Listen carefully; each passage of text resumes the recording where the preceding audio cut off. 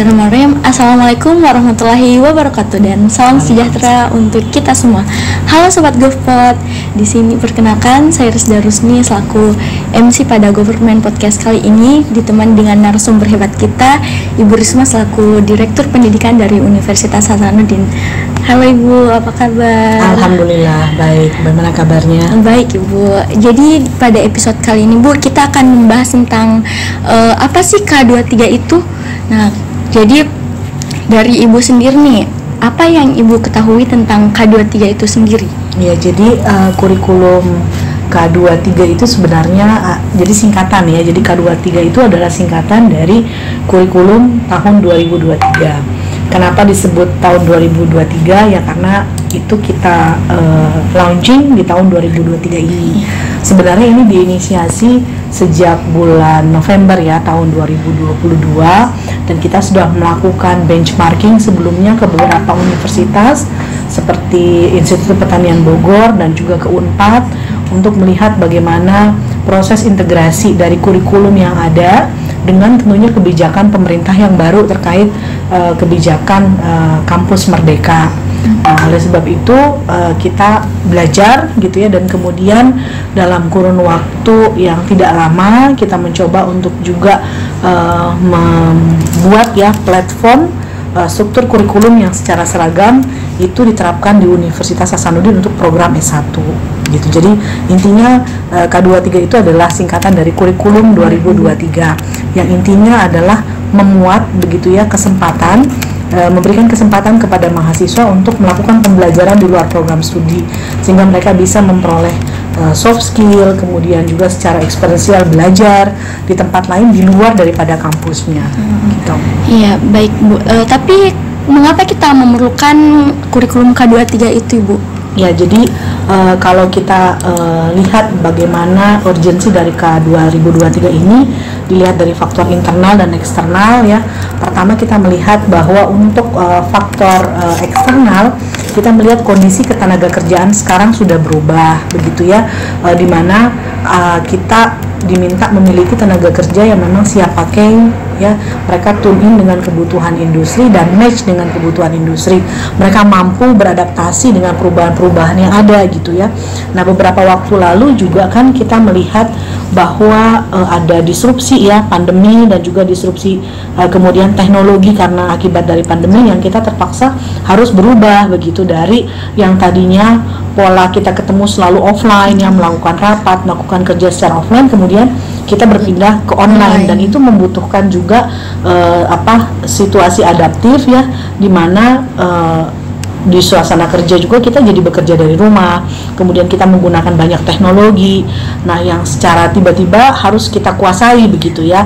Nah ini tentunya membutuhkan suatu perubahan yang besar, dan di samping itu juga tren dunia kerja sekarang dengan era industri 4.0 yang memang lebih banyak membutuhkan keterampilan yang sifatnya tidak umum begitu ya, karena banyak sekali pekerjaan yang nantinya akan hilang dan diautomasi oleh mesin gitu, sehingga kita perlu menyiapkan bagaimana sumber daya kita khususnya lulusan untuk tentunya bisa beradaptasi terhadap perubahan-perubahan ini, dan mereka juga bisa melihat ya bagaimana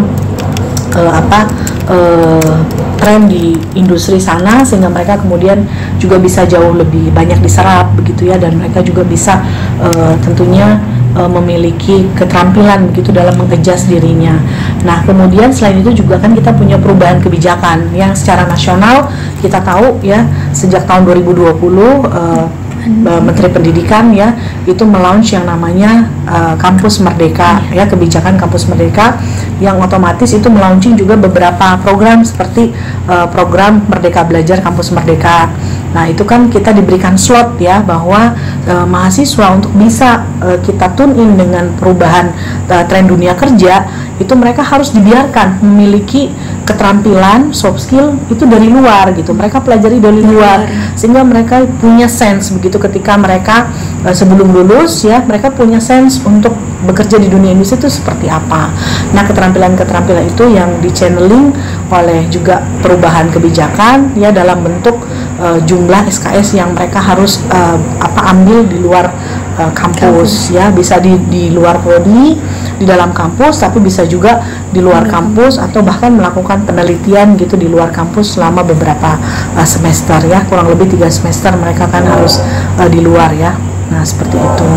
Baik Ibu, tapi apakah ada kriteria kampus yang boleh menerapkan K23 ini atau semua kampus tuh Jadi boleh? kalau untuk kebijakan K2023 sendiri sebenarnya itu punya Unhas. Oh, punya Unhas Ya, itu memang ciri khas punya Unhas. K2023 itu makanya kita namai K2023 yang sebenarnya adalah juga mengatasi beberapa permasalahan faktor internal sebelumnya. Mungkin pernah mendengar ya, dengan adanya program MBKM dari kementerian, banyak mahasiswa yang kemudian memiliki permasalahan ketika mereka pulang ya, kemudian mereka sulit untuk menyetarakan kegiatan pembelajaran di luar kampusnya. Kemudian ada juga mereka yang mungkin harus terpaksa mengambil 2 kegiatan secara sekaligus ya. Mereka mengikuti kuliah online di Unhas, tapi mereka juga berkegiatan di luar ya. Dan kemudian juga kita melihat bahwa ternyata lulusan kita gitu ya, banyak juga yang boleh dikatakan tidak banyak yang kemudian melanjutkan studi ya, atau kemudian juga tidak banyak mendapatkan pekerjaan yang layak, termasuk juga untuk dunia industri internasional juga tidak banyak lulusan kita yang bisa diserap. Nah sekarang salah satu permasalahannya, apalagi kita lihat ya di dunia tenaga kerja, kita banyak mengimpor tenaga asing gitu ya, dari Cina misalnya. Nah itu karena barangkali dalam tanda kutip adalah ketidakmampuan tenaga kerja kita untuk bersaing dengan mereka yang sudah ready. Nah makanya kita sekarang mencoba dengan adanya K23 ini untuk bisa memfasilitasi ya segala hal yang dibutuhkan oleh mahasiswa untuk supaya mereka lebih bersaing memiliki betul kemampuan-kemampuan yang memang dibutuhkan oleh industri gitu. Tapi selama penerapan K23 ini apa kendala-kendala yang dihadapi?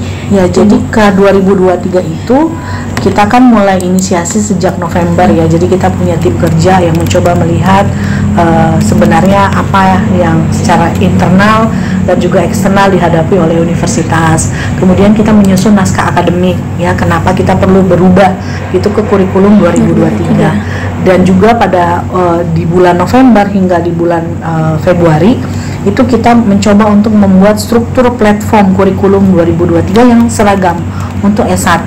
Jadi untuk di K2023 ini mungkin ya saya perlu jelaskan bahwa ada 2 mainstream. Jadi K2023 ada yang untuk rumpun ilmu non kesehatan dan ada yang untuk kesehatan.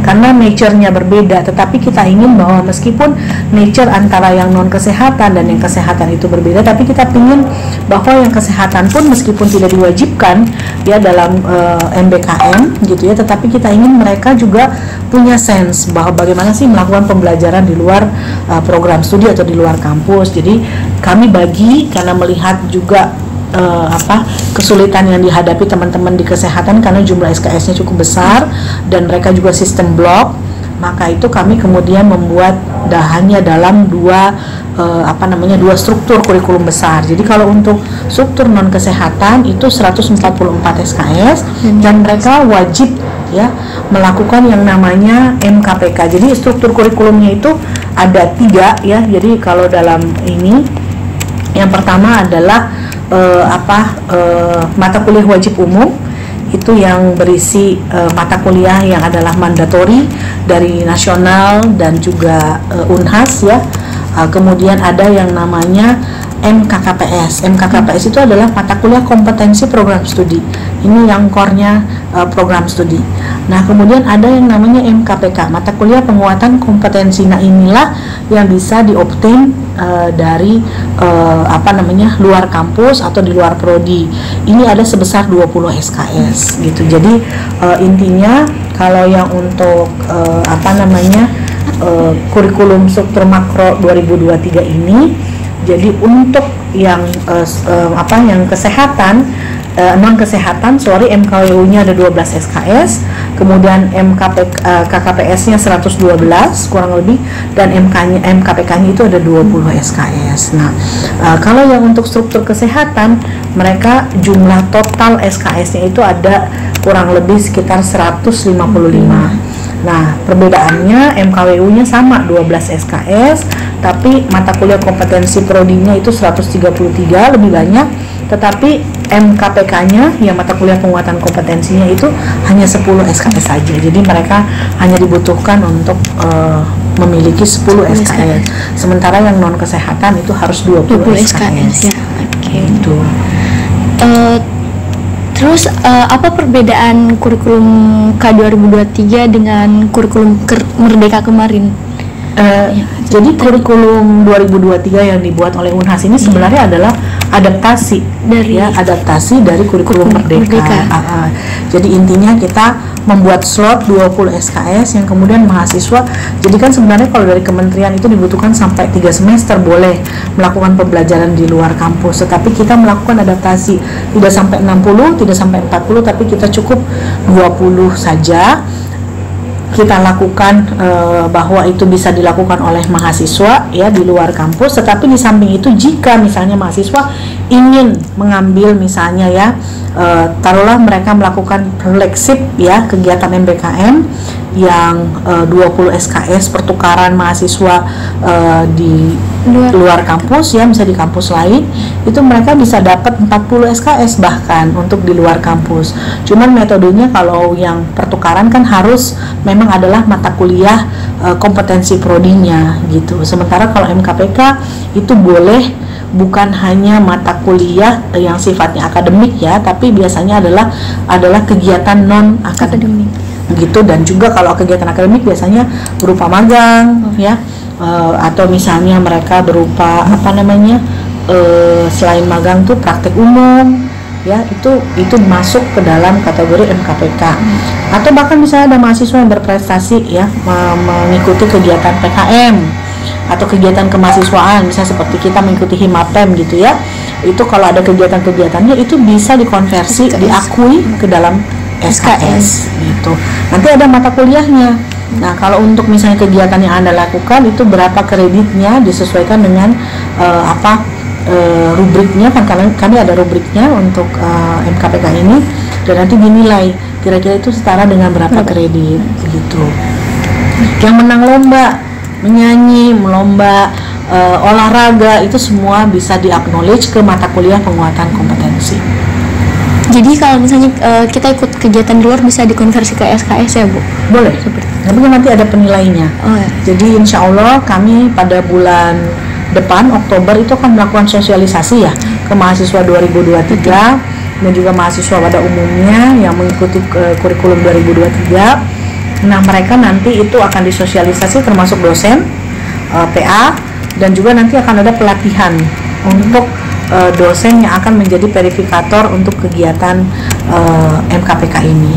Jadi banyak ya, misalnya di sini ada mata kuliah, beberapa mata kuliah yang nanti bisa diakui ya sebagai suatu kegiatan yang ada di kurikulum K 2023 gitu. Jadi mau ikut kegiatan lomba, karena nanti MKPK ini, mata kuliah penguatan kompetensi ini dikelompokkan ya menjadi beberapa penguatan kompetensi. Ada yang berbasis kompetisi, ada yang berbasis kewirausahaan, keorganisasian misalnya seperti ADE ya, berbasis kepesertaan kalau misalnya dia ikut seminar internasional, nasional, kemudian juga ada yang berbasis pengabdian masyarakat, misalnya ikut volunteer sebagai petugas misalnya penanganan bencana misalnya ya, atau misalnya punya program yang kemudian diadopsi dan disampaikan ke masyarakat, itu masuk ke berbasis pengabdian. Kemudian ada juga berbasis magang atau studi independen. Nah, magang studi independen misalnya kalau selain magang ya, misalnya ikut magang di perusahaan ya selama beberapa waktu, nanti kreditnya dan waktu kegiatannya itu akan dikonversi ke dalam SKS. Nah, kemudian kalau studi independen, misalnya saya nih untuk penelitian saya kok tertarik ya misalnya belajar mengenai misalnya pengelolaan limbah misalnya sebagai contoh. Nah, kemudian saya bisa mengusulkan kepada PA bahwa saya ingin belajar lebih jauh mengenai studi independen. Nah, itu nanti akan masuk, ada mata kuliah memang yang terkait studi independen, sesuai SKS-nya diberikan topik, nanti diberikan bimbingan. Nah, mahasiswanya silahkan membuat, outputnya bisa berupa misalnya makalah atau berupa produk ya. Nah, itu yang nanti akan dinilai dan itu nanti juga akan masuk ke dalam SKS gitu.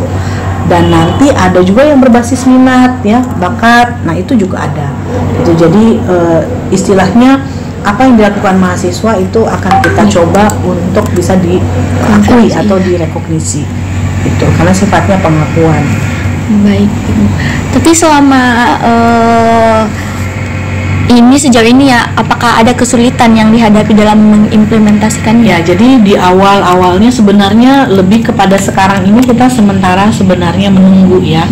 Jadi kan memang kita sepakat bahwa K2023 ini boleh diberlakukan pada seluruh angkatan yang ada di prodi, atau prodi bisa memilih nanti dia akan tetap memiliki 2 kurikulum yang berjalan.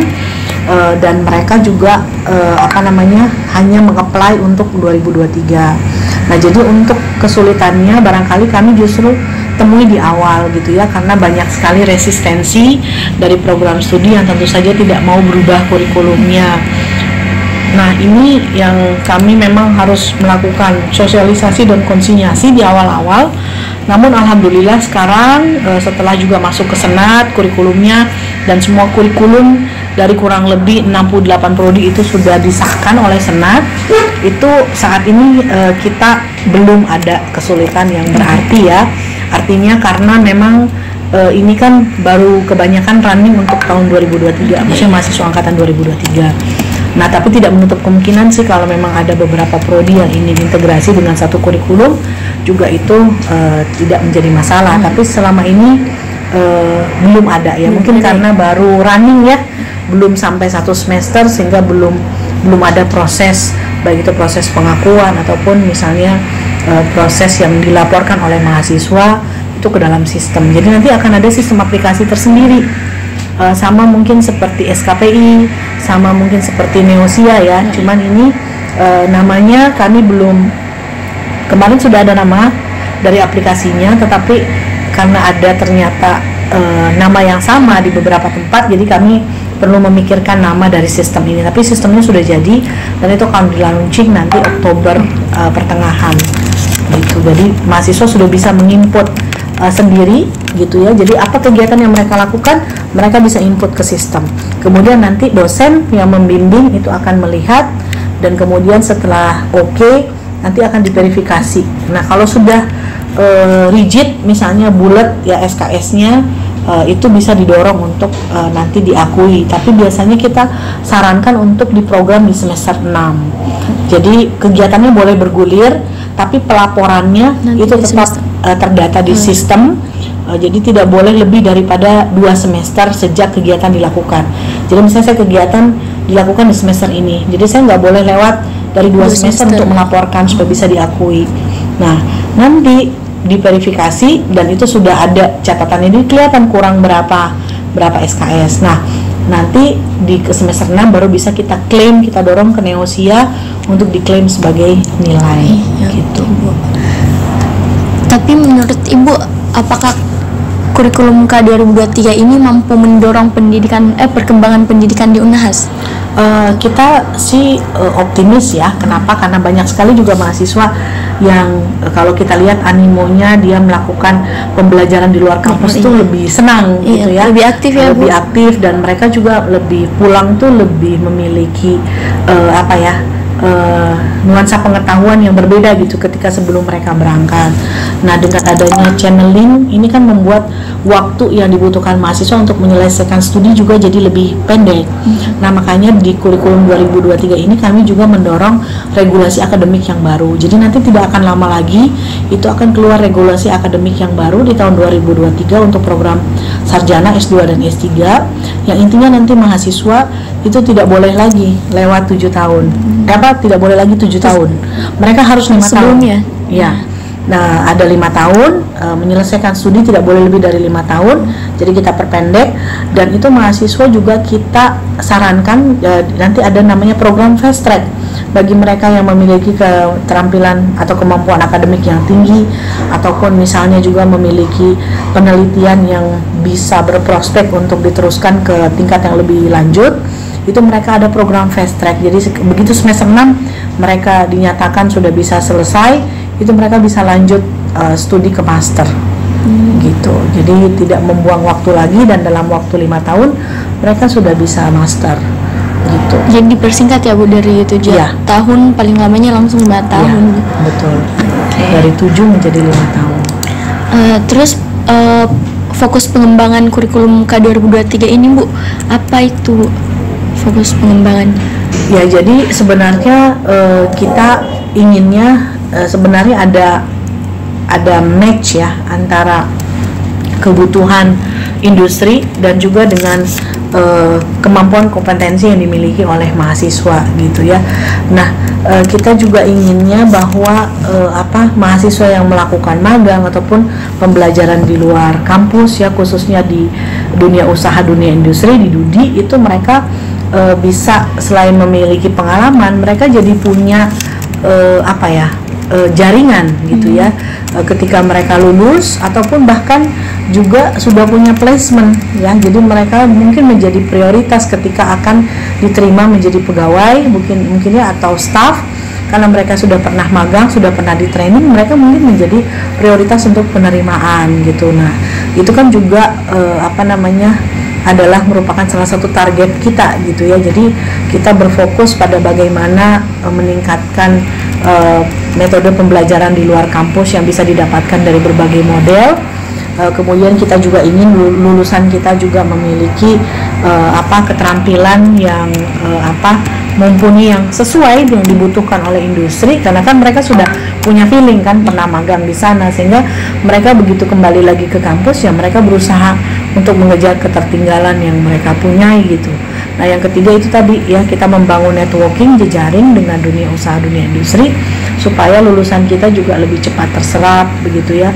Kemudian juga sesuai dengan apa yang mereka butuhkan gitu. Dan kita juga tentunya akan menjadi bahan perbaikan ya buat kita dari yang ada, dari masukan daripada industri melalui anak-anak kita jadi tahu sebenarnya. Jadi bukan hanya mahasiswa saja sebenarnya, ketika ada program dengan kurikulum 2023 ini, kita berharap juga dosen akan menjadi pendamping kan keluar gitu, dan mereka juga jadi belajar apa yang terjadi di dunia usaha, dunia industri, sehingga mereka juga bisa merefleksikan balik gitu dalam konteks pembelajaran nanti di universitas, sehingga menjadi lebih baik lagi dan sesuai dengan kebutuhan industri gitu. Oke Bu, jadi kurikulum 2023 ini menurut saya ya Bu, ini bagus karena kan kita bisa konversikan kegiatan-kegiatan yang di luar, apalagi kalau sekarang kita kan lebih sering dan lebih suka berkegiatan di luar, karena kadang kegiatan yang di luar dan di kampus tuh berbeda, apalagi yang di luar kan kita bisa ketemu sama orang lain, tukar pikiran. Jadi menurut saya kalau kurikulum K23 ini bagus sih Bu, karena kayak gitu yang bisa dikonversikan, jadi kitanya sebagai mahasiswa juga senang gitu, karena bisa dikasih ruang yang besar buat dapat ilmu baru, dapat teman baru. Iya, jadi semuanya itu sebenarnya kita bungkus di K 2023 ini supaya mahasiswa itu yaitu tadi ya, karena mereka kan mungkin akan lebih tercerahkan ya. Kalau misalnya dari dosen modelnya hanya berupa teori ya, landasan teori, kemudian praktek, tapi di dunia industri yang sebenarnya kan juga mereka bisa belajar, atau bahkan kita bisa belajar secara mandiri gitu ya, menelusuri, karena kan sekarang ruang belajar itu tidak terbatas gitu ya, sehingga mereka juga boleh gitu memanfaatkan ruang-ruang pembelajaran yang lain gitu untuk kemudian diakui gitu. Jadi istilahnya kita sekarang tidak bisa terikat lagi dengan hanya pertemuan offline, dan tempatnya pun itu bisa di mana saja. Gitu ya. Hanya di kampus saja ya Bu, bisa di luar kampus.